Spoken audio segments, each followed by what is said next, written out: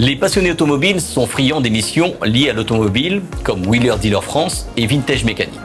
Sur le Rétromobile 2022, ces émissions de RMC Découverte sont bien présentes sur le salon cette année, histoire que les passionnés peuvent s'approcher des acteurs de ce domaine.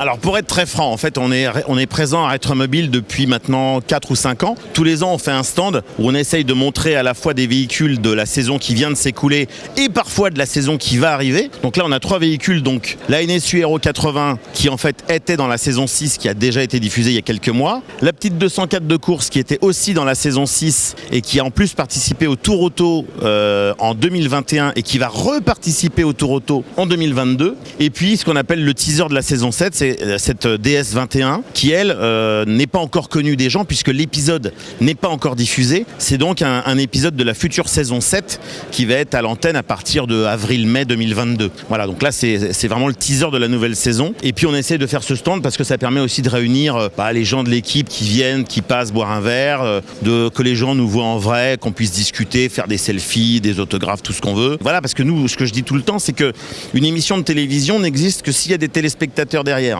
Donc il est important et ça me semble normal qu'on puisse être au contact des gens qui viennent nous voir dans les salons parce qu'on se doit aussi évidemment d'être présent pour leur dire on est là, venez nous rencontrer et ça me paraît normal de consacrer un petit peu de temps à ça pour qu'on puisse être en contact avec les gens qui nous regardent.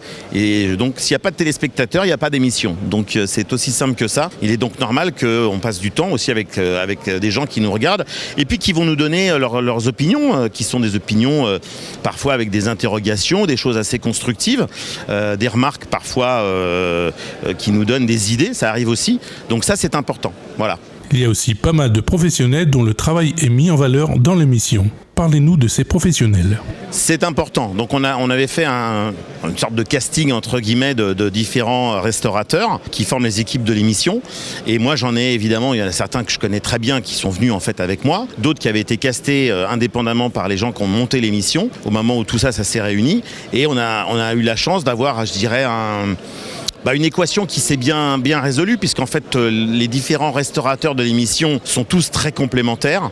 Il y a des caractères assez différents, il y a des envies assez différentes, il y a des compétences assez différentes et du coup tout ça se complète très très bien. C'est dans la bonne humeur. Alors évidemment on s'en cache pas, c'est ce qu'on appelle un documentaire de divertissement. C'est pas du reportage Vintage Mécanique, c'est du documentaire de divertissement.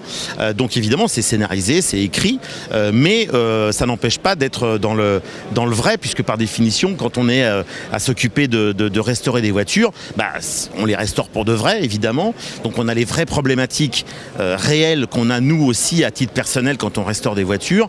Est-ce que je dois acheter telle pièce ou telle pièce? Est-ce que telle ou telle pièce existe? Est-ce que tel ou tel professionnel va pouvoir m'aider parce que là je sèche, je sais plus comment faire, donc je vais faire appel à un professionnel qui lui va m'aider et me donner les bonnes indications pour que je m'en sorte. Voilà, donc on est dans la vie réelle, c'est-à-dire que c'est les problèmes que rencontrent tous les collectionneurs. Moi, je suis aussi collectionneur, bien sûr, à titre personnel depuis 30 ans.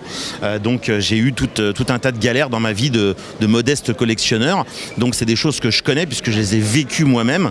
Et voilà, le résultat, c'est l'ensemble de Vintage Mécanique aujourd'hui où on pose des problématiques avec à la fois des véhicules très populaires qui parlent à tout le monde parce que c'est des véhicules qu'on a ou qu'on a eu ou qu'on aura.